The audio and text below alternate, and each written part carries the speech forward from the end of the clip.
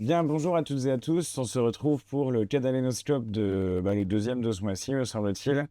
Enfin, on en fait un toutes les 2 semaines. Alors, le rythme, il est intense, donc il faut qu'on arrive à bien caler des moments.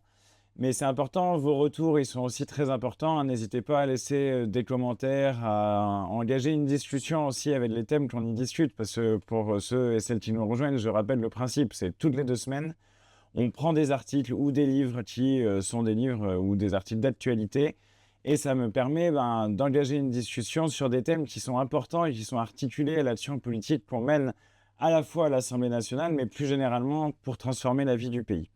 Alors ma voix est un peu enrouée aujourd'hui parce que hier, d'une certaine manière, j'ai porté la voix de la contestation sociale contre la réforme des retraites à l'Assemblée nationale, à la fois dedans et à la fois dehors, et dans 2 discours de la journée, ça m'a un peu éraillé la voix. Mais je la retrouverai bien vite. Bref. Alors, aujourd'hui, vous aviez vu la dernière fois, la dernière vidéo, j'avais mis Mercedes Sosa à côté de moi. Et aujourd'hui, c'est Simone de Beauvoir. Parce que, comme ça, cela me donne l'occasion de commencer la vidéo par un conseil de lecture. Alors, Simone de Beauvoir, c'est une œuvre, hein. C'est une œuvre philosophique, c'est une œuvre théorique, c'est une œuvre majeure dans l'histoire de la construction intellectuelle et politique du féminisme. Et c'est également une œuvre littéraire. Et à titre personnel, moi, j'ai été très marqué quand j'ai lu, on va dire, à la fin de mon adolescence, l'autobiographie de Simone de Beauvoir, qui est un texte vraiment magnifique, hein. Ça commence, le premier tome, Mémoire d'une jeune fille rangée. Ensuite, il y a La force de l'âge. Donc la force de l'âge, voilà, par exemple, moi je suis censé être dedans maintenant, si on suit les moments qu'elle fixe. Et ensuite, il y a La force des choses. J'ai trouvé d'ailleurs rien de l'évolution dans les titres est assez magnifique parce que on imagine bien que, arrivé plus tard, parfois on se dit que les choses, le monde tel qu'il va, peut-être davantage nous paraît être plus fort que nous. Mais elle s'est battue toute sa vie également. Donc ça, c'est important de se le dire, et c'est important parce que cela nous ramène au sens aussi de l'activité intellectuelle et militante qui était toujours un effort de transformation du monde. Un effort dont on ne sait jamais s'il va être couronné de succès immédiatement, ni plus tard, ni s'il produit exactement, mais on le porte, on le mène, et de ce point de vue-là, je pense que Simone de Beauvoir est une source d'inspiration, toujours de réflexion, et bien entendu à relire aujourd'hui. Donc voilà, ça commence par ce conseil très général, hein, que je dis c'est une œuvre. Bien. Alors ensuite, je vais vous présenter de nouvelles à la fois maisons d'édition et de nouveaux magazines aujourd'hui. Bien, les 2 derniers numéros, j'ai parlé du Monde diplomatique. Le Monde diplomatique édite aussi un numéro qui s'appelle Manière de voir, qui sont des numéros thématiques. Et des numéros thématiques particulièrement intéressants. Ici, celui-ci, donc du mois d'octobre et du mois de novembre, porte sur les États-Unis d'Amérique. Et alors, ça regroupe à la fois des articles qui ont été publiés ces dernières années, et voilà, voire ces dernières décennies, sur un thème, et également des articles inédits. Et moi, je voulais vous parler d'un article qui, là, date d'août 2000 et qui est particulièrement intéressant parce que il fait en quelque sorte écho à l'actualité internationale actuelle. C'est un article de Noam Chomsky. Noam Chomsky est un très grand intellectuel, très grand philosophe, militant contre la guerre du Vietnam, et qui ensuite a consacré toute sa vie précisément à défendre la liberté et la justice. Et Noam Chomsky, il écrit ça en août 2000. 2000, hein. Chef de file des États voyous. Alors bon, vous imaginez bien, c'est un numéro sur les États-Unis d'Amérique. Donc le chef de file des États voyous, ce sont les États-Unis d'Amérique. Et en gros, il raconte dans cet article comment, à la chute de l'Union soviétique, les États-Unis ont dû se trouver un nouvel ennemi. Comment ils ont dû trouver une nouvelle manière de justifier leur interventionnisme militaire continu, leurs opérations de déstabilisation militaire qui servent surtout à servir leur intérêt économique. Et ils sont arrivés avec ce nouveau concept, en anglais Rogue State. Win, yes. Et donc État voyou. Alors, il y a toute une liste, hein. Là, ils le lisent dans les années 90, Irak, Iran, Libye, Syrie, Soudan, Cuba, Corée du Nord, bref. Et cette liste-là, elle exclut bien entendu un certain nombre de comportements ou d'États qui sont alliés aux États-Unis d'Amérique. Et c'est bien par ce constat tout à fait juste que termine cet article que je vous recommande, qui n'a donc rien perdu de sa pertinence d'analyse, bien que nous soyons 24 ans plus tard. Noam Chomsky termine en disant « Un État voyou n'était pas simplement un État criminel, c'était un État qui ne se pliait pas aux ordres des puissants et en particulier des États-Unis, eux-mêmes évidemment à l'abri de cette catégorisation infamante. » Ce que nous voyons, et j'en parle de cet article parce qu'il y a eu la décision tout récemment de la Cour pénale internationale de délivrer des mandats d'arrêt contre le chef de la branche militaire du Hamas et contre le ministre de la Défense israélien, l'ex-ministre Yoav Gallant, et le Premier ministre israélien Benjamin Netanyahou. Qu'en a dit Joe Biden? Il a considéré, donc Joe Biden, le président des États-Unis d'Amérique, que cette décision était scandaleuse, et le futur conseiller spécial de Donald Trump, lui, juge que cela démontre, accrochez-vous bien, le biais antisémite de la Cour pénale internationale. Alors, on parle de quoi? Dans cette décision de la Cour pénale internationale, on parle d'une inculpation pour crimes de guerre et crimes contre l'humanité, avec, en l'espèce pour Benjamin Netanyahou, des accusations d'avoir délibérément affamé la population de Gaza, délibérément massacré des civils. Et cette décision a été appuyée par un collège d'experts qui compte notamment un grand expert du droit international qui lui-même est un rescapé de l'Holocauste. Alors si vous voulez, c'est particulièrement gonflé et scandaleux de considérer qu'il y aurait un biais antisémite dans la décision de la Cour pénale internationale.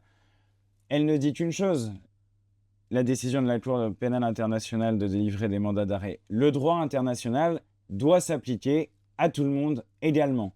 Ce qui invalide également le deuxième argument qu'on entend ici ou là, qui dit « Ah, il ne faut pas me faire d'équivalence entre les terroristes et un gouvernement d'un État démocratique. » Il est déjà particulièrement curieux cet argument, parce qu'il supposerait qu'un État d'un gouvernement démocratique ait le droit de bombarder, de massacrer et d'opérer un génocide contre un peuple sans qu'il y ait de problème, puisqu'il est démocratique.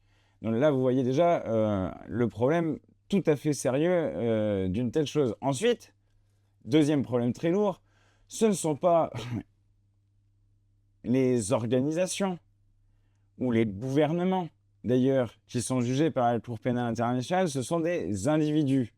Et ils sont jugés pour leur responsabilité dans des actes qui sont commis. On juge en fonction des actes commis. Et ça, c'est un principe de droit extrêmement important. Donc, vous voyez qu'il y a une très grande hypocrisie là-dessus, et qu'en réalité, aujourd'hui, on pourrait tout à fait dire d'Israël qu'il agit en état voyou, pour reprendre les termes de Noam Chomsky. Et bien entendu, personne ne le dit. Donc vous voyez que, bon, il y a là évidemment un problème majeur. Problème que souligne Noam Chomsky à propos de Cuba. Hein, je le lis. Je vous partage cette phrase pour vous donner encore plus envie de le lire, cet article. Il écrit « Cuba a été classé dans cette catégorie pour son implication présumée dans le terrorisme international, mais pas les États-Unis, qui pendant près de 40 ans ont pourtant multiplié les tentatives d'assassinat contre Fidel Castro. » Eh oui, mais contre Fidel Castro, il n'y avait pas de problème à avoir des méthodes terroristes. Bon, vous voyez quand même ce problème qui est posé et qui ne cesse d'être posé aujourd'hui. La prochaine fois, je vous parlerai d'un livre d'Eugénie Merriot qui renvoie également à ces questionnements que j'ai commencé, que je n'ai pas encore fini.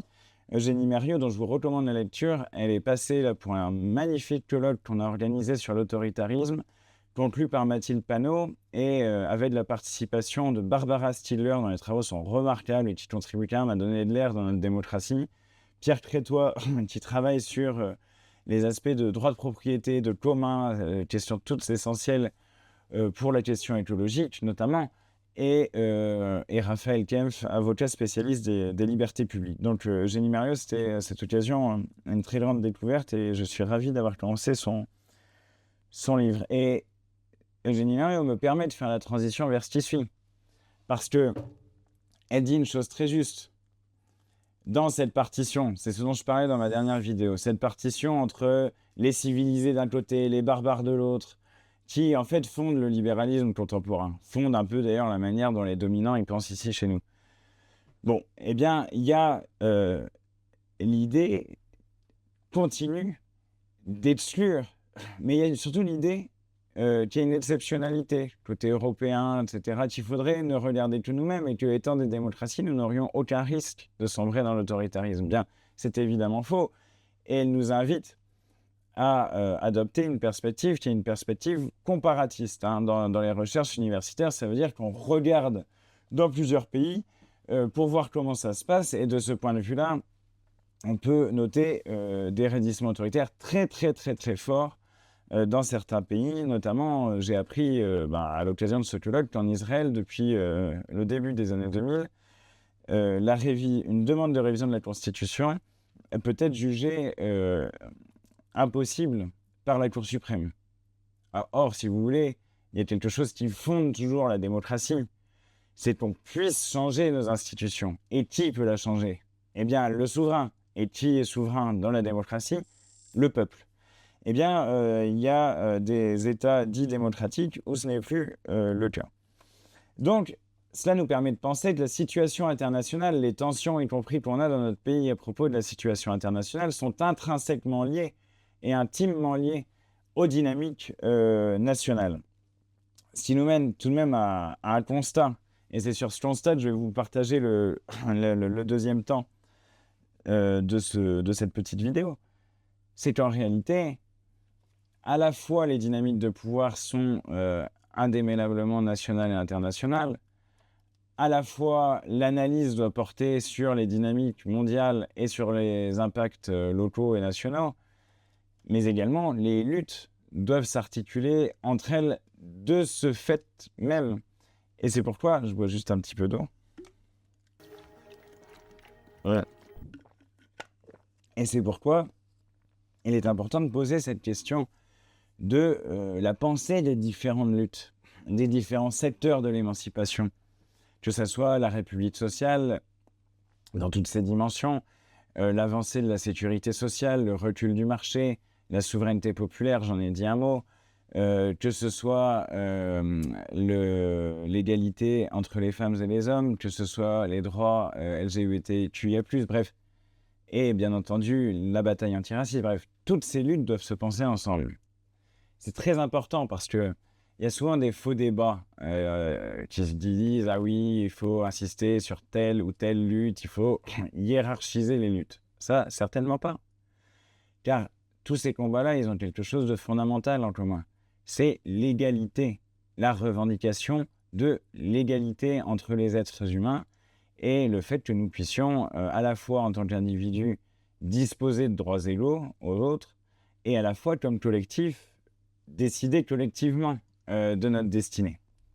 Donc voilà, ça c'est très important d'avoir ça en tête. Sinon, on rentre dans des faux débats à l'infini sur le fait qu'il faudrait parler de ci plutôt que de ça. Non, il faut produire, du point de vue de la politique en tout cas, produire un discours commun qui articule les luttes entre elles à partir de principes transversaux, et notamment l'égalité. Mais pour ça, il faut connaître chacune des luttes. Donc, Simone de Beauvoir, j'en ai parlé, c'est bien entendu loin d'être la seule théoricienne féministe, ni même de son époque, car je pense par exemple aux travaux remarquables de Monique Wittig, qui écrit La pensée straight, et que je vous recommande aussi, et qui manifeste d'une autre radicalité tout de même, en un sens. Et les débats traversent les différents courants féministes, c'est normal, ils traversent les différents courants qui défendent les droits des personnes LGBT, et ils traversent en fait toute la société, et en particulier les personnes qui, comme nous, nous battons pour l'émancipation, parce qu'on a le goût du débat aussi. Et parce que c'est à partir des discussions, des confrontations de points de vue qu'on peut se former et avoir les idées claires. Et donc, c'est pourquoi je vous invite à lire ce petit livre. Il est assez petit. Alors voilà, La Gay Panique, une histoire politique de l'homophobie. C'est à l'occasion de vous recommander à la fois ce livre et la revue Trou Noir, qui est la revue à laquelle participe l'auteur. Et je vais juste vous en lire quelques passages. C'est un essai qui est provoquant, qui pousse à la réflexion, qui permet aussi d'avoir une lecture sur le long terme de l'histoire de l'homophobie et aussi de comprendre un peu ce que ça veut dire. Alors bon, par exemple, page 33, vous avez un type qui était quand même complètement hostile aux homosexuels qui était député, ensuite il a cessé d'être député, il s'appelle Paul Mirguet.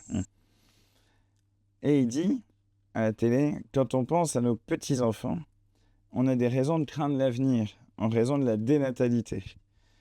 Alors avant, c'est en plus tout un truc, comme toi, il y aura plein d'habitants, il y aura moins de blancs, etc. Donc il faut s'imaginer, c'est pas d'aujourd'hui, qu'il y a des gens qui sont comme le RN. Et il termine, il dit « Je pense que l'homosexualité est un élément qui diminue la natalité ». Alors je sais pas si vous avez suivi les débats à l'Assemblée nationale ces derniers temps, mais à droite et à l'extrême droite, là, en ce moment, ce sont des obsédés de la natalité. Et c'est intéressant de voir que dans l'histoire, et dans l'histoire longue, l'homosexualité a aussi été combattue sur cette base, sur la base d'une menace à l'ordre social, parce que précisément elle ne permettait pas, ou elle ne permettrait pas à la société de se reproduire. Bon, bien entendu, c'est complètement loufoque comme argument, mais ça permet de voir qu'en réalité, et là on parle aussi en analysant d'articuler les luttes, ça permet de voir que la paranoïa contre l'homosexualité est aussi nourrie de la paranoïa du remplacement par l'immigration, etc. Parce que c'est ça qu'il dit juste avant. 8 milliards d'habitants avec une proportion de plus en plus grave en défaveur de la population blanche. Donc toutes ces paranoïas se rejoignent. Et en réalité, le combat de l'émancipation, c'est précisément de faire reculer ces idées absurdes et de permettre qu'il y ait une expression commune, de construction commune sur le plan politique. Alors il dit ensuite, je vous la fais la liste parce qu'on dirait qu'il arrive à démonter CNews vite fait, mais c'est pas d'aujourd'hui qu'il y a CNews non plus. Il parle de débats dans les années 70, etc. Il dit, finalement, parfois, en gros, on reproche aux homosexuels de rester dans leur coin, etc. Et il commente, l'auteur, là, Michael Tempête, il renverse ainsi l'accusation, à propos de la personne qui dit ça, il renverse ainsi l'accusation que les militants homosexuels formulent à l'encontre du monde normal. Ce n'est pas le monde normal qui produit une ségrégation envers eux, c'est le monde déviant qui se complaît dans son particularisme. Et oui, vous l'avez, bingo, c'est Elisabeth Lévy et compagnie, tous ces gens qui passent leur vie, d'ailleurs Elisabeth Lévy, le Printemps républicain, Manuel Valls, tous ces gens qui passent leur vie à parler du communautarisme. Parce que, oui, des gens, quand ils se rassemblent et qu'ils ne sont pas persécutés ou qu'ils ne reçoivent pas des agressions diverses et variées en construisant des espaces où ils peuvent vivre en commun, vous voyez, ces gens-là n'aiment pas ça. Les printemps républicains et tout, ils n'aiment pas ça. Ils appellent ça le communautarisme. En fait, ça fait longtemps que cette chose-là existe et elle permet de retourner, vous avez bien compris, de retourner l'accusation que formulent les homosexuels privés de droit à l'encontre de la société. C'est la société qui le leur renvoie en disant non, vous êtes communautaire, ça ne nous intéresse pas. Donc, vous voyez quand même que ça, c'est quand même très important. Ça, là encore, il y a une articulation entre lutte antiraciste et lutte pour les droits LGBT. C'est assez net. C'est le communautarisme, on en accuse les LGBT et on accuse aussi les personnes racisées. Donc voilà. Et Daniel Guérin, qui est un superbe militant trotskiste, historien brillant, etc. Daniel Guérin, il avait fait une étude sur la répression de l'homosexualité dans les années 50. Et qui majoritairement était réprimé pour délit d'homosexualité ?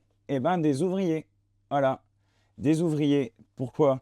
Je vous lis ce petit extrait de Guérin. Il dit « Contrairement à une idée fausse très répandue, notamment dans les milieux de gauche et partagée par Lénine, c'est plus proche de son époque, l'homosexualité n'est pas l'apanage des classes privilégiées. Ce n'est pas sur l'écrivain de renom, la vedette de l'écran, le parlementaire influent qui s'acharne la répression, mais sur le petit, le faible, l'anonyme. Donc les dynamiques de pouvoir, là aussi, sont les mêmes. Et là aussi, nous avons une articulation entre la lutte des classes et la lutte pour le droit des personnes LGBT. Donc vous voyez que ceux qui passent leur vie à essayer de nous diviser, ils le font sur des bases qui sont fausses, qui n'ont rien à voir avec les dynamiques de la société, et ils le font précisément pour empêcher à la société de se saisir d'elle-même. Et ça, c'est un autre élément qui est fondamental dans ce livre, et là, qui fait vraiment réfléchir. Moi, j'ai pas fini de le digérer, en quelque sorte, ce bouquin. Il dit, finalement, la catégorie d'homosexualité, c'est un peu bizarre, parce que ça a tendance à enfermer le désir, quelque part. Ça, à mettre des gens dans une catégorie. Et donc, la catégorie d'homophobie, elle est aussi un peu étrange, nous dit-il. Parce que c'est la tolérance vis-à-vis de ce qui est, en fait, et au fond, extérieur.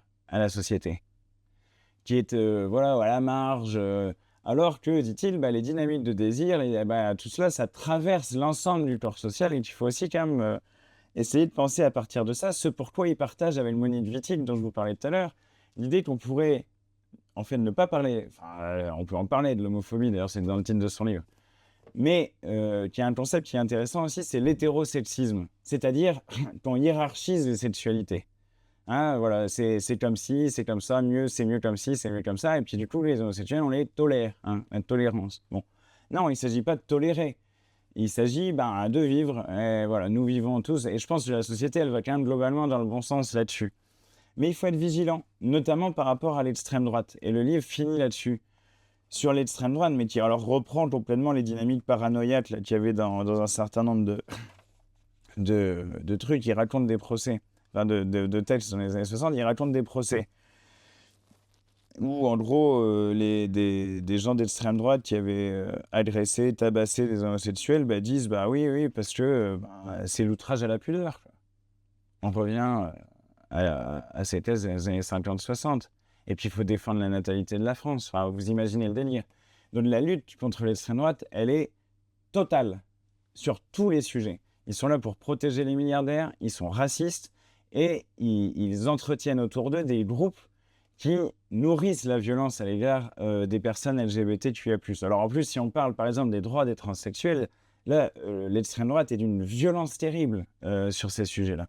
Donc vraiment, je vous invite à réfléchir à ça. Il faut l'articuler concrètement. Il faut articuler les combats pour les droits de façon très concrète. Et je termine très rapidement avec une recommandation de revue. Qui là aussi, il y a beaucoup d'éléments qui réfléchissent sur l'articulation entre les différentes luttes et comment en fait on arrive à transformer tous ensemble la société. C'est la revue Fracas qui vient d'être créée. Là, j'ai le numéro 1 dans la main. La révolution écologique qui vient. C'est bien, d'ailleurs. Donc, elle vient et ils sentent ça, ils analysent ça.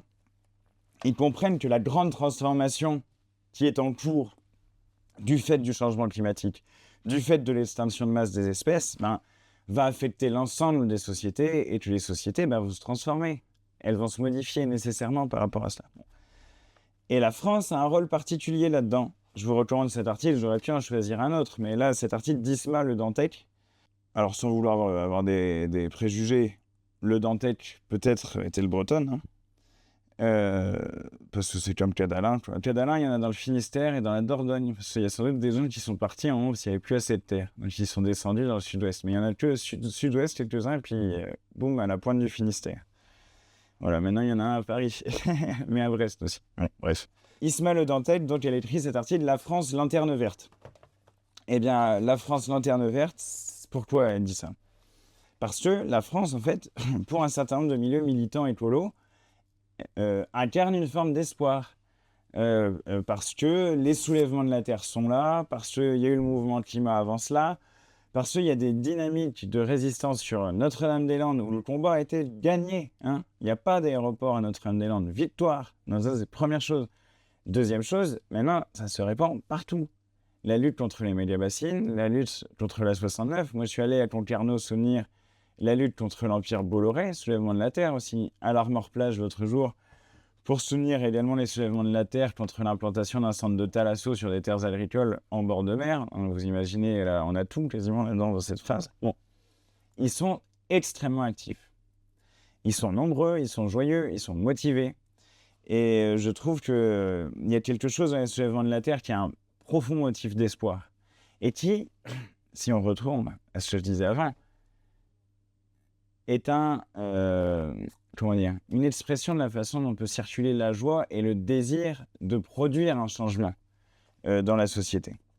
Et ça, par exemple, Andreas Malm, qui est venu à l'Institut de la Boétie, l'a dit très clairement. Alors, il est cité, sa conférence de l'Institut de la Boétie, dans cet article. Il dit les actions de plantation de lentilles d'eau dans les bassines qui trompent la violence policière, donc sont intéressants. Tout est plus intéressant ici, plus dynamique, il y a plus de vibrations. À côté, la Suède est un lac sans oxygène. Celui il vient de Suède. Donc il se dit, il se passe quelque chose en France. C'est intéressant. L'autre jour, on nous parlait de ça. On nous a dit, il y a des actions des soulèvements de la Terre, ils coupent des pompes à eau là, illégales. Les pompes, elles sont illégales. Donc ils font une action, ils se déplacent, ils coupent le truc. Et bien ensuite, ils risquent. Qu'est-ce que vous voulez qu'ils risquent? De toute façon, c'était illégal. Une personne va les chercher. Et ça, c'est très concret.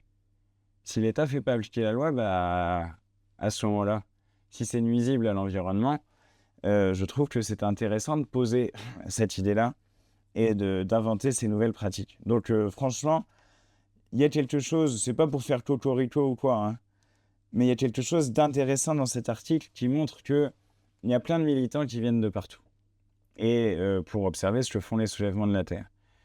Et je veux le dire aussi, il y a quand même, on a des relations internationales avec beaucoup de forces politiques parce qu'on a réussi, nous aussi, de notre côté, à faire exister une grande force du côté de la gauche de rupture.